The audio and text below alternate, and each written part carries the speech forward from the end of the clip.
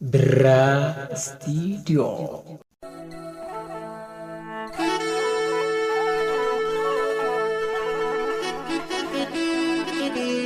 Intawa yotong odalana kopesi, imbane koda ko episi nagekesi. Dua vida mananga ila juwaya, obo arkajira fortun bilisuma. Wala garanga maro kokombisa, gitu galanga jalsani kokombisa. Ibarangan golicha gogombisa, mogorirang jalabi gogombisa. Pinpinde galubde ma ke tubabuna, ubanu arkajira, imana nu arkajira, imana gota oromo, imana kero kare.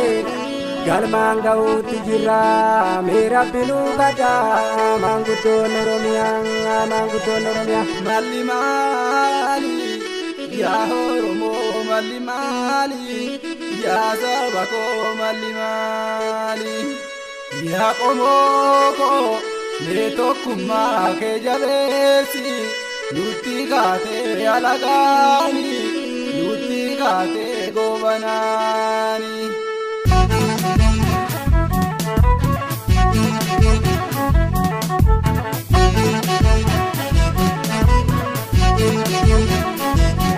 Kogonti derube, bari ruga suni rubu bilenchi yo barodu. Esa sendi karkaroni kankale tojani, utika era naptanyani pinne biyako. Anu zambi alagani pinni kero karre diga batabani. Kogonti derube, bari ruga suni rubu bilenchi yo barodu.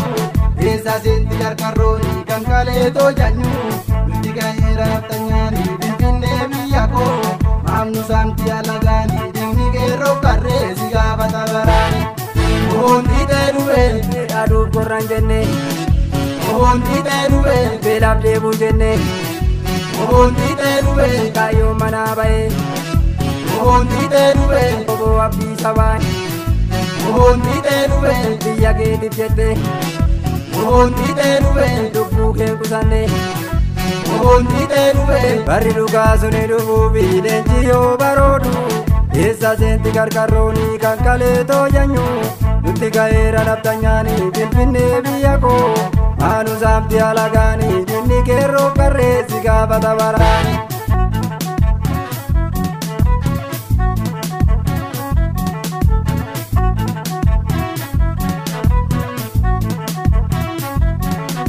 Sila sitani ma binna gesu si jibbe onjere gadinanistu. Sila sitani ma binna gesu si jibbe onjere gadinanistu. Sila sitani ma rorro male, sila sitani ma ifana garre, sila sitani ma wada gatte, sila sitani ma kawali galle.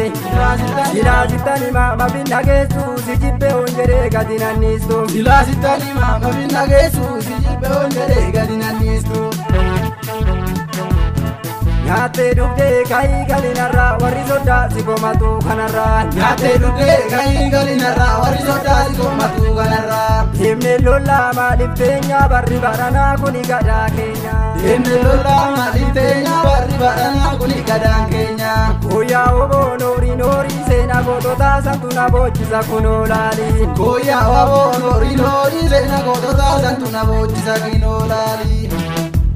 Sena tadaza santo bochisa kinolali, sena bado santo bochisa kinolali, sena gari santo bochisa kinolali, sena nadi santo bochisa kinolali, sena dadi santo bochisa kinolali, sena wako santo bochisa kinolali, sena nagaza santo bochisa kinolali, sena episa santo bochisa kinolali, sena chalu santo bochisa kinolali, sena gotota santo na bochisa kunolali lali lali.